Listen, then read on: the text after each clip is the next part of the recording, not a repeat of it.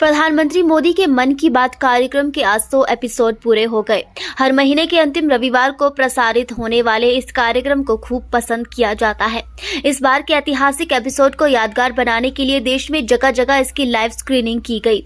पूर्व मुख्यमंत्री जयराम ठाकुर ने शिमला के भराड़ी में इस कार्यक्रम को सुना।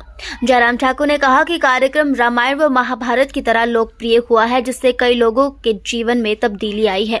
जयराम ठाकुर ने बताया कि मन की बात कार्यक्रम के 100 संस्करण ऐतिहासिक हैं। मन की बात कार्यक्रम कई लोगों के लिए प्रेरणा बना है, जिससे रोजगार के मार्ग भी सृजित हुए हैं।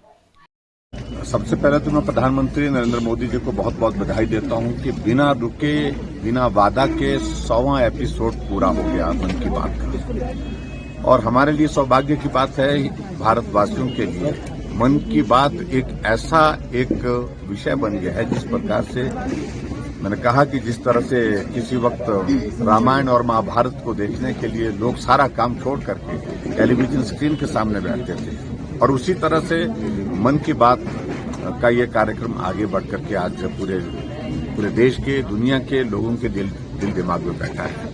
और सबसे बड़ी बात इसमें जिस प्रकार से प्रधानमंत्री जी पूरे देश के अलग अलग राज्यों से अलग अलग व्यक्तियों से जिन्होंने अपने सामाजिक क्षेत्र में किसी न किसी क्षेत्र में बहुत बेहतर काम किया है और जो प्रेरणा देता है दूसरे लोगों को, तो ऐसे लोगों से बात करके उनका मनोबल भी बढ़ता है, उनको एक्सपोजर भी मिलता है। और एक्सपोजर के साथ साथ में सबसे महत्वपूर्ण चीज ये है कि उनके जीवन से लोगों को बहुत सारी प्रेरणा मिलती है। और इस दृष्टि से ये मन की बात का कार्यक्रम बहुत सफल रहा है और मैं प्रधानमंत्री जी को शुभकामनाएं देता हूं। उन्होंने जैसे कहा कि चरैवेति हम इस कार्यक्रम को आगे भी चलते रहेंगे और निरंतर चलते रहेंगे। प्रधानमंत्री जी को मैं बहुत बहुत बधाई देता हूं। जो हिमाचल में जिन्होंने काम किया, प्रदीप सांगवान जी ने, जिनने पर्टिकुलरली जो है पर्यावरण के क्षेत्र में बहुत बेहतरीन काम किया है, उनका भी जिक्र हुआ है।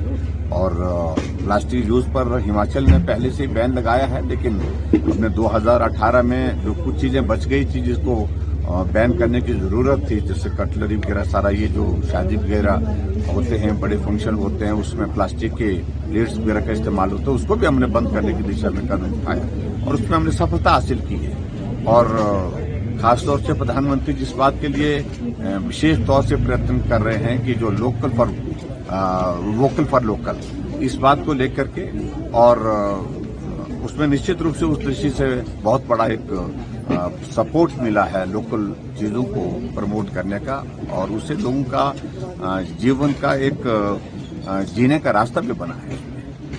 सभी 34 के 34 वार्ड में तय किया है कि सभी जगह हम जाकर के मन की बात को सब लोग सुनेंगे और वहां सब लोगों के साथ सुनेंगे, वहां के स्थानीय लोगों के साथ। और मैं आज भराड़ी वार्ड में आया हूं, जो वार्ड नंबर 1 है शिमला कॉर्पोरेशन का, और जहां हमारी पार्टी की कैंडिडेट मीनू जी हैं, उनके साथ और उनके सब साथियों के साथ हम बैठ करके इस कार्यक्रम का हमने आनंद लिया।